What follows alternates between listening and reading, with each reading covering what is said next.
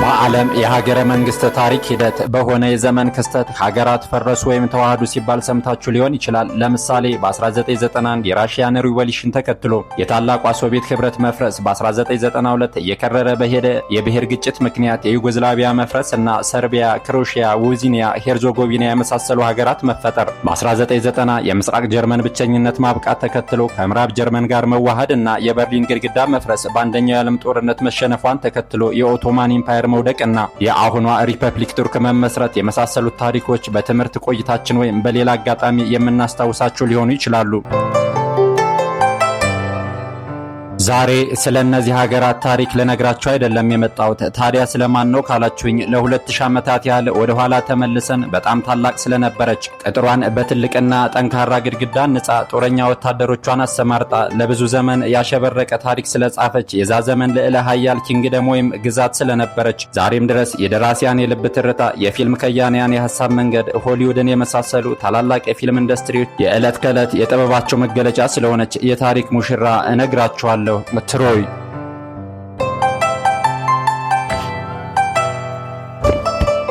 ይሄን ስላችሁ ታዲያ ስልካችሁን አንስታችሁ ጎግል ማፕ ላይ ትሮይን ለመፈለግ ወይም ትሮይን በአካል ለመጎብኘት በማሰብ ጊዜያችሁን እንደማታባክኑ ተስፋ አደርጋለሁ። ለምን ካላችሁኝ ትሮይ አሁን የለችም።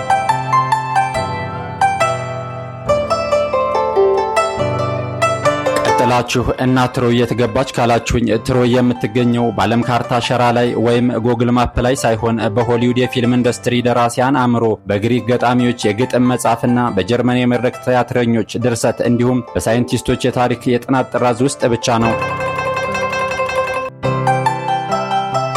ከቅርብ ጊዜ ወዲህ የሻሙላ ፊልም ላይ ስሙ አኪለስ የተባለ የጀግና ተዋጊ ገጸ ባህሪ የተላበሰ የፊልም መሪ ተዋናይ ልታዩ ትችላላችሁ። እንዲሁም ታላላቆቻችን እገሌኮ የትሮይ ፈረስ ነው ሲሉ ሰምታችሁ ሊሆን ይችላል። እዚህ ጋር አኪለስ የሚለው የጀግና ጦረኛ መሪ ስምም ሆነ የትሮይ ፈረስ የሚለው የምጸት ቃል ዝም ብሎ የተፈጠረ አይደለም። ለ2000 ዓመታት ያህል ከዚች ባለታሪክ ሀገር ጋር የተያያዘ ዝነኛ የታሪክ አካል እንጂ። የታላቋ ትሮይ ከዓለም ካርታ ላይ ሆነ ጎግል ማፕ ላይ መጥፋት የሚጀምረው እንዲህ ነው። በዘመናዊ ቋንቋ ዲፕሎማሲ ለመፍጠር የወቅቱ የትሮይ ተቀናቃኝ የነበረችው ግሪክ ንጉስ ለትሮይ ንጉስ ለፕሪያም ባዘጋጀው ድግስ ፕሮግራም ላይ እንዲገኝ መጋበዛቸውን ተከትሎ የትሮይ ንጉስ ፕሪያም ሁለት ወንድ ልጆቹን ማለትም ልዑል ሄክተርንና ታናሽ ወንድሙን ፓሪስን ግሪካውያን ባዘጋጁት ድግስ ላይ እንዲገኙ ይልኳቸዋል። ለእራት ግብዣ ወይም ለዲፕሎማሲ የተላከው የልዑል ሄክተር ታናሽ ወንድም ግን የሄደበትን ዋና ተግባር ረስቶ አንድ ስህተትን ሰራ። እሱም የግሪኩን ንጉስ የኪንግ ሜላኒስን ሚስት ወይም የስፓርታዋን ንግስት ሄለንን ማማለል ይጀምራል። የሚገርመው ግን የፓሪስ ድርጊት አልነበረም። በሽማግሌው ንጉስ የተማረረች የምትመስለው ንግስት ሄለንም ለፓሪስ ጥሩ የሚባል ምላሽ ማሳየቷ ጭምር እንጂ። ቀጥሎ የሆነው እንዲህ ነበር። ግሪኮች ሀገር ሰላም ብለው እንግዶቻቸውን ለመሸኘት ተዘጋጁ። የትሮይ ጦር በልዑል ሄክተርና በታናሽ ወንድሙ እየተመራ ወደ ሀገሩ ለመመለስ ጉዞውን ጀመረ።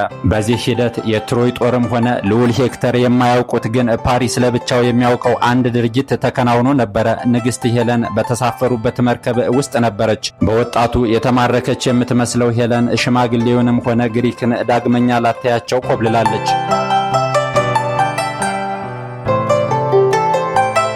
በንግስቷ በእጅጉ የተፈተነው ፓሪስ ግን የሰው ሚስት ይዞ መጥፋት የሚያመጣው መዘዝ ዘግይቶም ቢሆን የገባው ይመስላል። መንገዳቸውን ግማሽ እንዳደረጉ ወለል ባለው የጥቁር ባህር ውቅያኖስ የመርከቧ አናት ወዳለው ወደ ወንድሙ ሄዶ የሆነውን ሁሉ እየተሽኮረመመም ቢሆን ነገረው። የንጉሱን ሚስት አስኮብልያታለሁ አለው። ድርጊቱ ወንድሙ ሄክተርን በጣም ቢያስቆጣውም ርቀው ሄደው ነበርና አማራጫቸው ሀገራቸው ትሮይ መድረስ ነበር። አሁን ረጅሙን ውቅያኖስ ቀዝፈው አገራቸው ደረሱ።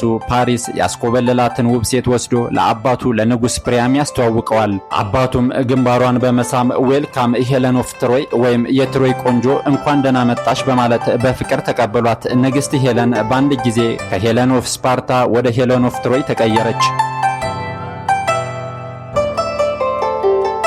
ወዲያው ሳይቆይ የግሪኩ ንጉስ ሜላኒየስ ሚስቴን ሄለንን ከጓዳ ጥሩልኝ አለ። ቆንጆዋ ሄለን ግን ብዙ ሺህ ማይሎችን አቋርጣ ትሮይ ደርሳ ነበር። ጓዳ ጎድጓዳው ተበረበረ፣ ግን ሄለንን አየሁ የሚል ጠፋ። ከቆይታ በኋላ ግን ንጉስ ሜላኒየስ ሚስቱ ከትሮጃኖች ጋር መኮብለሏን ደረሰበት። ዲፕሎማሲ ለመስራት በማሰብ ድግስ ደግሶ ጎረቤት ሀገሩን የጋበሰው የግሪኩ ንጉስ ሜላኒየስ ታዲያ ባጎረስኩ ተነከስኩ በማለት ወዲያው ሳይቆይ በትሮጃኖች ላይ ጦርነት አወጀ። ከግሪኮች ወገን አኪለስ የተባለ ዛሬም ድረስ ታሪኩን ዓለም የሚያወሳለት የጦር መሪ ጦሩን እየመራ ወደ ትሮይ ተጓዘ። ከትሮጃኖች ወገን ደግሞ የትሮይ ጦር በንጉስ ፕሪያም ታላቅ ልጅ በልዑል ሄክተር እየተመራ ከግሪካውያን ጋር በርካታ ጦርነቶችን አካሄዱ። በወቅቱ ትሮይ በጣም ጠንካራ ቅጥርና ተዋጊ ወታደሮች የነበራት ስለሆነ የሚስቱን መነጠቅ በልህና በቁጭት ለመበቀል የመጣው የንጉስ ሜላኒየስ ጦር ትሮይን መድፈር ወይም ማሸነፍ ስላልቻለ ጦርነቱ ለ10 ዓመታት ቀጥሎ ነበረ ነው ታዲያ።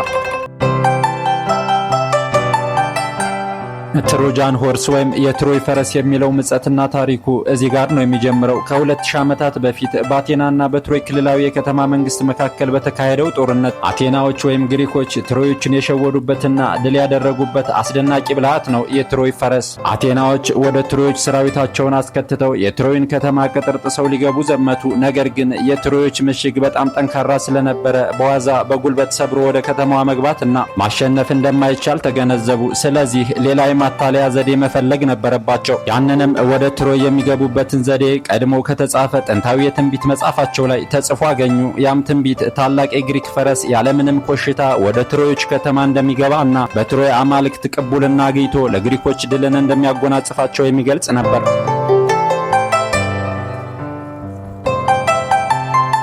ይህን ጥንታዊ ትንቢት እንዳገኙ የግሪክ ሰራዊት አዛዦችና የጦር ስትራቴጂስቶች ቁጭ ብለው ትንቢቱን በምን መልኩ ወደ ተግባር እንደሚለውጡት በምስጢር መምከር ያዙ። በመጨረሻም አንድ ድንቅ ትሪክ ወይም የማታለያ ታክቲክ መጣላቸው። በታላላቅ እንጨቶች ተጠርቦ የሚሰራ በትንቢቱ በተነገረው መሰረት አንድ ተራራ የሚያህል ግዙፍ ፈረስ ማነጽ ወይም መገንባት፣ ከዛ ግን የፈረሱን ሆድ ዕቃ ወይም ውስጡን 30 ሰዎች የሚደብቅ ትልቅ ባዶ ክፍት ቦታ እንዲኖረው አድርጎ መስራት። የፈረሱ እግሮች ደግሞ ተጎታች ተሽከርካሪ እንጨት ይገጠምላቸዋል። ፈረሱም በወፋፍራም ገመዶች እየተጎተተ እስከ ትሮዮች ከተማ ቅጽር ድረስ እየተገፋ ይወሰዳል። ወደ ትሮዮች ከተማ ሲቃረቡ ሙሉ ስንቅና ትጥቅ የተዘጋጀላቸው ከግሪኮች ሁሉ ምርጥ የተባሉ 30 ተዋጊዎች አዛዣቸውን ኦዲሰስን ጨምሮ በፈረሱ ሆድ ዕቃ ውስጥ በተዘጋጀው የምስጢር ሳጥን ውስጥ ገብተው ይደበቃሉ። በፈረሱ አፍ ውስጥ ደግሞ በተፈለፈለው ክፍት ቦታ 2 የግሪክ ሰላዮች ገብተው ይደበቃሉ።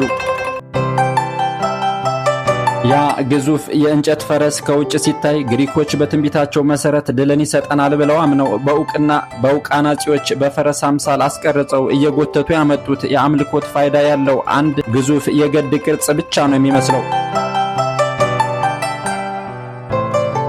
በእቅዱ መሰረት ግሪኮች ያንን ከሩቅ በትሮዮች ሰላዮች እይታ ውስጥ ሊገባ የሚችለውን ግዙፍ የእንጨት ፈረስ ገንብተውና ተዋጊዎቻቸውን በውስጡ ሸሽገው ወደ ትሮይ ይዘው መጥተው ውጊያ ጀመሩ። ትሮዮች በግሪኮች ሞኝነት እየተሳለቁ ከሩቅ ስላዩአቸው ተዘጋጅተው ቅጥራቸውን አጠናክረው ከተማቸውን ሳያስደፍሩ በተሳካ ሁኔታ ግሪኮችን ወግተው መለሷቸው። ግሪኮችም ያንን ግዙፍ የእንጨት ፈረሳቸውን ባለበት ጥለው ለፈረሱ ጠባቂም ሳይነግሩት የሰፈሩባቸውን ድንኳኖች ሁሉ አቃጥለው ወደ መጡበት እግሬ አውጭኝ ይላሉ። ይህም የእቅዳቸው አንድ አካል ነበረ። ትሮዮችም የግሪክን ወራሪዎች እንዳሸነፏቸው አምነው የከተማቸውን ቅጽሮች በተጠናከረ ሰራዊት የሚጠብቁ የከተማቸውን መግቢያ በሮች ከፍተው በምርኮ እጃቸው ላይ ወደ ገባላቸው ያንን ተራራ የሚያህል አስደናቂ የእንጨት ፈረስ ከበው ያዙ። ከፈረሱ ጋር ያገኙት ሀገር አማን ብሎ እንቅልፉን የሚለጥጥና የወገኑ የግሪክ ሰራዊት ጥሎት እንደፈረጠጠም ገና ያልገባው አንድ የዋህ ዘበኛን ብቻ ነበረ። ትሮዮቹ ያንን ግሪክ ዘበኛ በጥያቄ አጣደፉት። የሚያውቀው ነገር ቢኖር ይህ ግዙፍ ፈረስ የታነጸው በትሮይ ከተማ ለሚገኘው የትሮዮች ቤተ መቅደስ በገጸ በረከትነት ከተሰጠ የትሮይን እርቅና ሰላም ወዳጅነት እንደሚያመጣላቸው በትንቢት ስለተጻፈ ያንን ለመፈጸም ነው ሲል ለትሮይ አማልክት በስጦታነት የመጣ መሆኑን አስረዳ።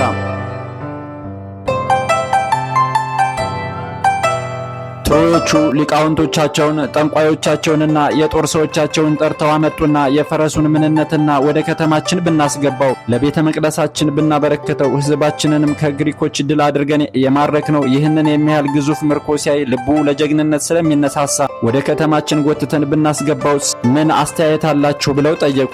የመጡት ትሮዮች ሁሉ በፈረሱ አስተናነጽና ብቃት ስለተደነቁ ወደ ከተማችን ገብቶ በመቅደሱ መግቢያ አደባባይ ላይ መቆም አለበት ሲሉ ሳያቅማሙ ተናገሩ።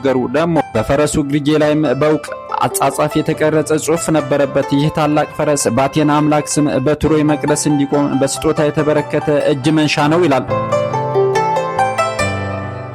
የትሮይ አማካሪዎች ሁሉ በፈረስ ስጦታ ወከክ አሉ ከአንድ አዛውንት በስተቀር። እኛ አዛውንት ግን ተቃውሟቸውን እንዲህ ሲሉ አሰሙ። ልጆች፣ ከግሪኮች ጋር በተደረጉ ጦርነቶች ሁሉ ተሳትፌያለሁ። ግሪኮችንም ጠንቅቄ አውቃቸዋለሁ። ለተንኮል ካልሆነ በቀር ግሪኮች ይህን የሚያህል ታላቅ ስጦታ ለኛ ሊሰጡን አይችሉም። ወይ ሲቆይ ተደርምሶ ቤተ መቅደሳችንን እንዲያጠፋ ነው፣ ወይ የሆነ ድግምት አስደግመውበት ነው፣ ወይ የሆነ በሽታና መቅዘፍ እንዲቀሰቅስብን ይሆናል። ብቻ የሆነ ክፉ ተንኮል አስበው ነው እንጂ ግሪኮች ለኛ የሚደማቸው ሰዎች ሆነው በደግነት አይደለም ይህን የመሰለ ልፋት ለፍተው ይዘውልን የመጡት እና እዚሁ አቃጥሉት ወይም ከተማው አይግባ ሲሉ ሞገቱ።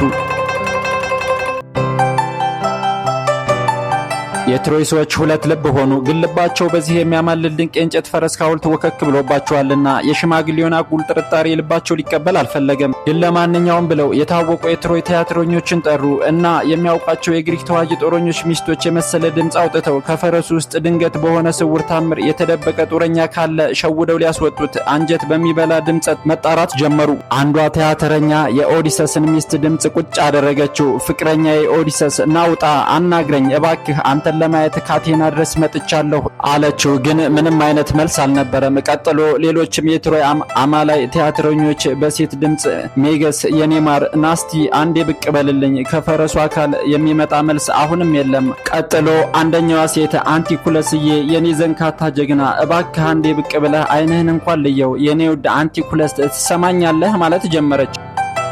አንቲኩለስ ከፈረሱ ሆድ ውስጥ ሆኖ የሚወዳትን የሚሳሳላትን ሚስቱን የራሷን ድምፅ ሲሰማ አላስቻለውም። ከመቀመጫው ብድግ ብሎ አቤት ሊል አፉን ሲከፍት አዛዡ ኦዲሰስ በእጁ መዳፍ አፉን ግጥም አድርጎ እንዳፈነውና ከልቂት ተረፉ በግሪኮች ስነ ጽሑፍ ተጽፎ ይገኛል። ከዚያ ትሮዮቹ የሰው ዘር የሚባል በፈረሱ አካል ውስጥ እንደማይኖር አመኑ። ግን የግሪክ አምላክ አፖሎ የላከባቸው ሁለቱ ባፈ ታሪክ የሚፈሩ እባቦች ሊኖሩ ይችላሉ በፈረሱ የሆነ ቦታ ላይ። ይህን የጥርጣሬ ሐሳብ ያመነጨችው ደግሞ ካሳንድራ የተባለች የንጉሱ ባለሟል ነች። ለዚህ ጥርጣሬያቸው ደግሞ ሁለት በትሮይ ምድር የታወቁ ባለዋሽንቶችን አስመጡ። በዋሽንት ድምጸት አለ የተባለን እባብ አማለው የሚያወጡ ምትሃተኞች የዋሽንት ተጫዋቾች በፈረሱ ዙሪያ የተሽከረከሩ ዋሽንቶቻቸውን አንቆረቆሩት። ትንፋሻቸው እስኪቆራረጥ ዝር የሚል እባብ አልተገኘም። በቃ ጥርጣሬያቸው ሁሉ ከሸፈ።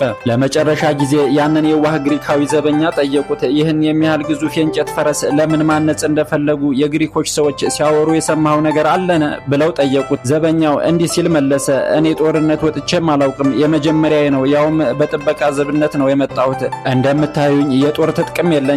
ግን እነ ኦዲሰስ ሲያወሩ ጆሮዬ ጥልቅ ያለው ነገር ይህንን የሚያህል ግዙፍ እጅ መንሻ ለአምላክ አቴና እጅ መንሻ አድርገው ማቅረብ የፈለጉት ባለፈው በነበረው ውጊያ ከተማቸው ውስጥ በዘለቁ ወቅት ሳያውቁ በስተት የአቴናን ቤተ መቅደስ አርክሰንባታል፣ መሰዊያዎቿንም አውድመናል።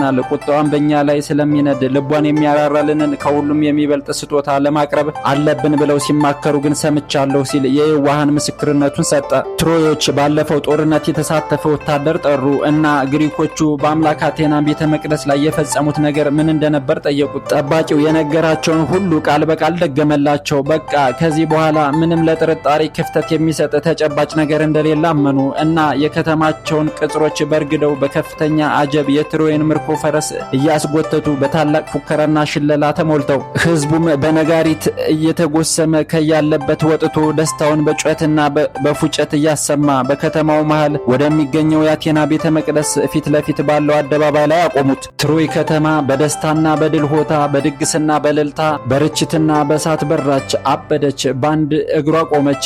ጀግኖች ተወደሱ፣ ግሪኮች ሙድ ተያዘባቸው፣ ገጣሚዎች መነባነባቸውን አሰሙ፣ ቅኔዎች ተመደረኩ። ድልን ለሰጣቸው ለአምላካቸው መስዋዕት ተቃጠልለት እና በደስታ በወይን ሰክረው ወደየቤታቸው ወደየጓዳቸው ወደ ሚስቶቻቸው ገቡ። የትሮይ ጀግኖች ሁሉ በዚህ ሰዓት የአብሪነት ሚሽን የተሰጣቸው በፈረሱ አፍ የተሸሸጉት ግሪኮች የምሽቱን ጨለማና ጸጥታ ተገን አድርገው ከሩቅ ለመሸጉት ወገኖቻቸው ምልክት የሚሆን የእሳት ፍላጻ ለኩሰው ወደ ሰማይ በቀስት አስወነጨፉላቸው። ምልክት ነበረ። ሚሽኑ በተሳካ ሁኔታ እየሄደ ነው፣ ተንቀሳቀሱ፣ ወደ ከተማዋ ተመሙ የሚል በሰማይ እሳት አምሳል የተላከ ድምፅ አልባ የአብሪ ምልክት ሸሽተው በጀልባዎቻቸው ወደ መጡበት ያመለጡ የመሰሉት ግሪኮች ከያደፈጡበት ተራራ እንዳንበጣ መንጋ ነቅለው ወደ ትሮይ ቅጥሮች ተመሙ።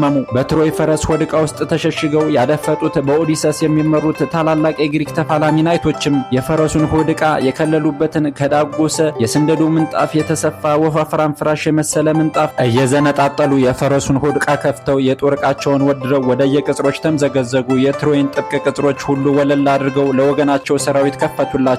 ትሮዮች ከእንቅልፋቸው ሲነቁ የግሪኮች ሰራዊት በሆነ ታምር የትሮይ ከተማቸው እምብርት ላይ ቆሞ በከተማዋ ነግሶባታል። ተስፋ እንደሌላቸው ያወቁት እጅ ሰጡ። አልሞት ባይ ተጋዳይ መሆንን የመረጡት እየተፋለሙ ወደቁ። ትሮይ ለአንዴና ለመጨረሻ ጊዜ በማያዳግም ሁኔታ በግሪኮች ድል ተደረገች። የትሮጃን ጦርነትም ተጠናቀቀ ብቻ አይደለም፣ ትሮይ ወደ ምድረ በዳነት ተቀየረች።